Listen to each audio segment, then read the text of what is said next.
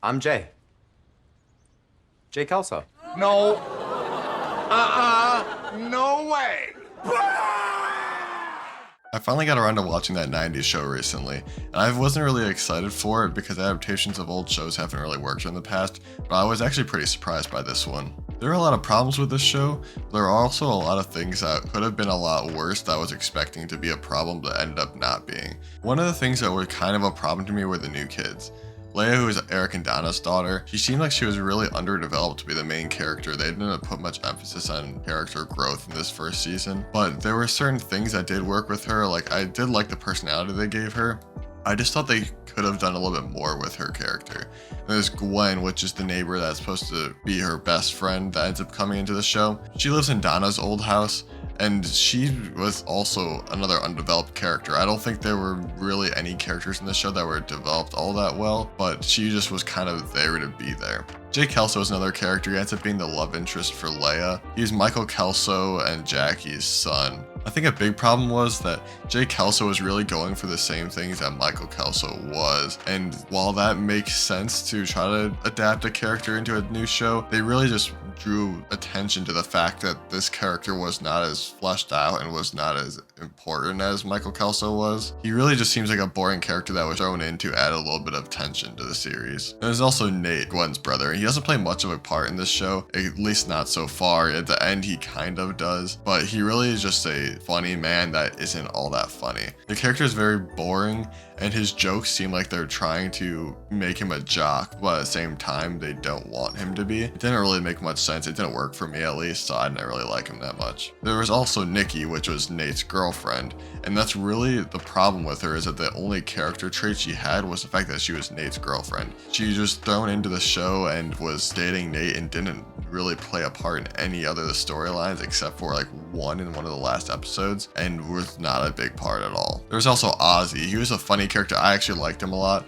He was one of the only children characters that I actually thought was funny. The rest of them, just their jokes were very bland, but Ozzy's actually made sense, and I thought they were pretty comical. There's also another character, Sherry. She was Gwen and Nate's mom, and she was just kind of around. She was Red and Kitty's neighbor, obviously. So that was really her only point to be around, is just to add a little bit of humor to the adult side of things. I think they really missed with the characters in this one. They didn't give them much emotion at all. They seemed like really bland characters that didn't really have much of a reason to be doing the things that they were doing. Like I said before, I really liked Ozzy. I think that he was the only character that really worked because he was the only character that wasn't trying to be a different character from that 70s show. He was a new character and really stood out because of that. But on the other hand, the characters that came back from that 70s show I thought were amazing in this. The characters that showed up in this one were Kitty, Red, Eric, Donna, Michael Kelso, Jackie, Fez, Bob, Leo, and Fenton. I was kind of disappointed to see that most of the characters weren't in the show that much, but Kitty and Red were because Leia was staying at their house. Eric only showed up in the first episode, which I thought was very disappointing. Donna showed up a few times, but she was really just there to drop off Leia and pick her up, and I think one other time in the middle. And then Michael Kelso was there once, Jackie was there once, Bob was there for one episode. Fez was there a few times because he ends up being a love interest for Sherry, the new character that's Gwen and Nate's mom.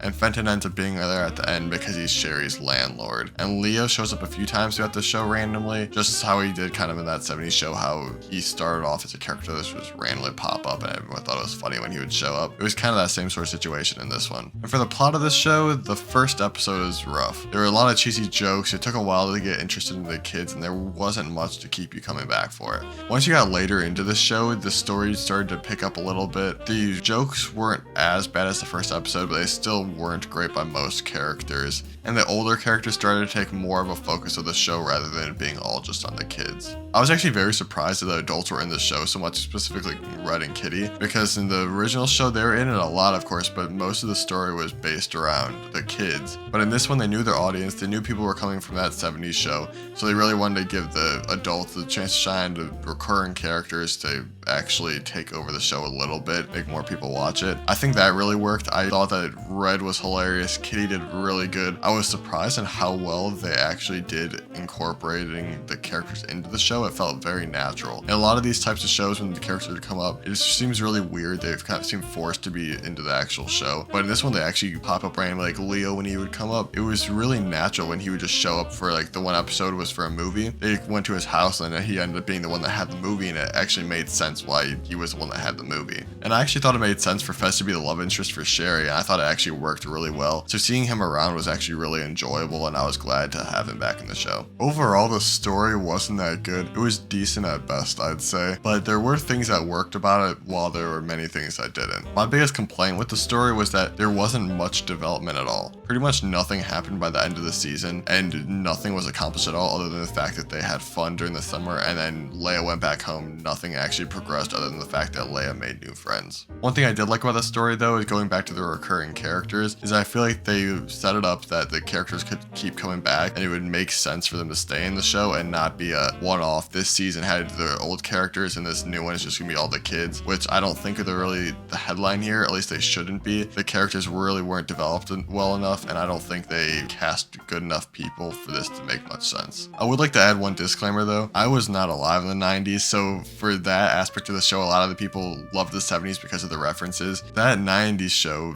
could have absolutely no references to the 90s at all. I honestly don't know. I wouldn't be the one to ask about that. One thing I will say though, that for someone that wasn't alive in the 90s, a lot of the references they were making seemed very current and out of place. A lot of the sayings didn't seem like they fit the 90s from what I've seen, and I just didn't think a lot of it made sense, but that could just be me.